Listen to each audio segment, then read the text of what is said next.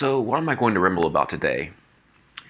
Well, about 20 minutes ago, I was on Facebook, and I've been on Facebook looking around for some online teaching positions just to have a little bit of a supplementary income.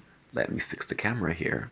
A little off kilter, that's going to drive me nuts. But I wanted a little bit of a supplementary income because, again, living in Vietnam, you don't get paid as much as you do if you're teaching in China.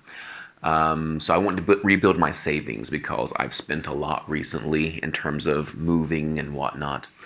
But as I was looking at these different jobs on offer in Facebook, I keep seeing these posts: online teacher, 1 hour, $10. Online teacher, 1 hour, $9. And basically, in the market here, that's half the going rate, actually. And you see a lot of companies trying to get away with this. And I know it's not just in the teaching industry here. I see posts from China about that. I see posts in Japan. Oh my God, the online teaching companies in Japan, a lot of them, like sometimes $8 an hour, $7 an hour, for qualified native English speaking teachers. It's ridiculous. And here's my thing. Look, if you don't have the money to start a business and to pay people a livable wage, a good wage, the at least hopefully the market standard around that, don't start a company. Because when you start a company, you're taking the lives of other people in your hands. You're taking responsibility for other people. And if you're not going to pay a fair wage, that means you don't take that responsibility seriously. And that drives me up the wall. I've often thought about opening my own business. I was a manager for several years before, and I enjoyed it. And I'm good at what I do. And as a manager, I think I did a good job. I had a lot of fantastic feedback from students and my subordinates.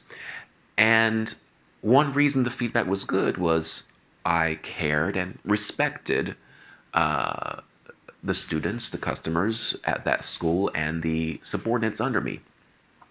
And I would make sure people would have their time off. I would make sure that the KPI, the key performance indicator systems, the bonuses were all fair and that people had a fair shake. And if people were having some trouble and struggling, I would try to help them and identify the problems, give them feedback on what they can do to get better.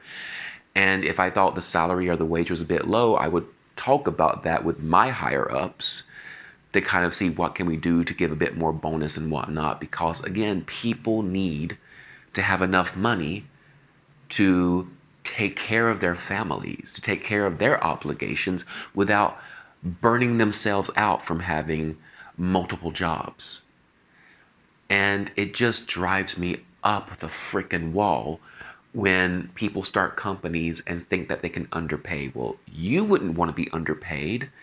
You know how expensive it is to start a company. You know the amount of effort and work. So why would you think it's any different for your employees, especially teachers who have to take a lot of time to prepare? And even if you have pre-made lesson plans, a good teacher is not just going to look at the lesson plan and say, okay, go to class, grab it, go to class, and teach it. They're going to take some time to look at it and think about how to adapt it to make it more suitable for their own teaching style.